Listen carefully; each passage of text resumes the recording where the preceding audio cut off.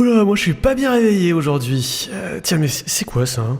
Qu'est-ce qui rend un ours en peluche réconfortant? Une étude participative révèle la prévalence des caractéristiques sensorielles et des liens affectifs dans la perception des ours en peluche réconfortants. Non mais attendez, comment on peut concevoir une expérience aussi barrée? Eh bien, je vais tout expliquer. Attendez, mais qui êtes-vous? Je suis une des co-autrices de l'article. Vous pouvez sortir de ma tête, s'il vous plaît? Oui, bien sûr, mais d'abord, je t'explique tout.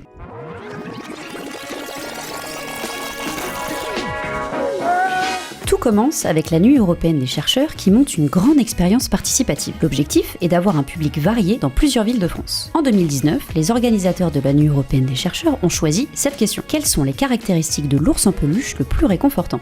Ensuite, tu prends plusieurs chercheurs un peu originaux, un médiateur et plein de relais en région. Tu mélanges et tu obtiens la grande expérience participative. Les organisateurs de la Nuit européenne des chercheurs ont travaillé avec nous pour qu'on puisse mettre en place un protocole. Le protocole est simple. Nous avons demandé à chaque participant d'amener un nounours. Nous avons mesuré, pesé, comparé les nounours et bien sûr photographié. Nous avons estimé le pouvoir réconfortant avec des tournois entre nounours et d'autres nounours identiques dans 13 villes en France. Et alors, ça a marché? Eh bien oui. Nous sommes passés donc à la phase de collecte des données. Lors de la grande expérience participative, un millier de participants âgés de 3 à 72 ans sont venus nous parler de leur nounours. C'est ce qu'on appelle la science participative, non? C'est ça. C'était un moment de collecte de données fantastique. Tout le monde pouvait venir apporter son ours.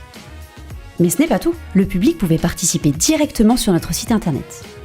L'objectif était de comparer les caractéristiques des ours en peluche les plus appréciés. Nous avons recueilli énormément de résultats. Et à un moment donné, il a fallu les analyser. Nous avons donc été aidés par les organisateurs de la Nuit européenne des chercheurs pour le faire. Et là, je préfère laisser Anne-Sophie Tribault en parler, elle va le faire beaucoup mieux que moi.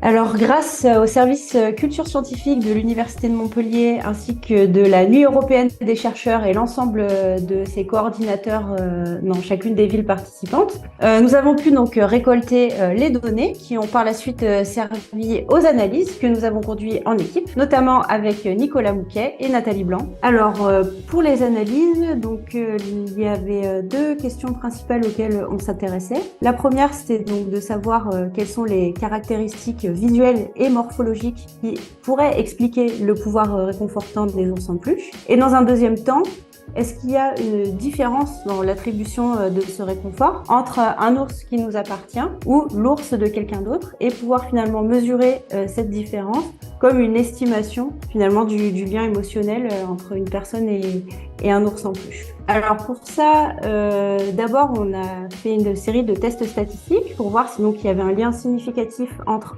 toutes les caractéristiques qui ont été mesurées par les participants et le pouvoir réconfortant qui a été évalué. Donc dans un deuxième temps, par rapport à cette différence entre son ours et celui de quelqu'un d'autre, eh bien on a trouvé qu'il y avait une grosse différence significative entre les deux, dans le sens où on a tendance à largement surévaluer le pouvoir réconfortant de son propre ours, ce qui est tout à fait normal, mais encore fallait-il le démontrer scientifiquement. Et puis, nous avons rédigé un article scientifique. Nous l'avons transmis à la revue The Journal of Positive Psychology. Et il a été accepté. Bref, c'est le papier que tu as entre les mains. Ah très bien, et si jamais je veux participer à la prochaine grande expérience? Rien de plus simple. Connecte-toi sur le site de la grande expérience et suis-nous sur les réseaux sociaux. Ah, top, et le prochain sujet, c'est quoi alors? Eh ben, tu le tiens dans les mains. C'est l'eau.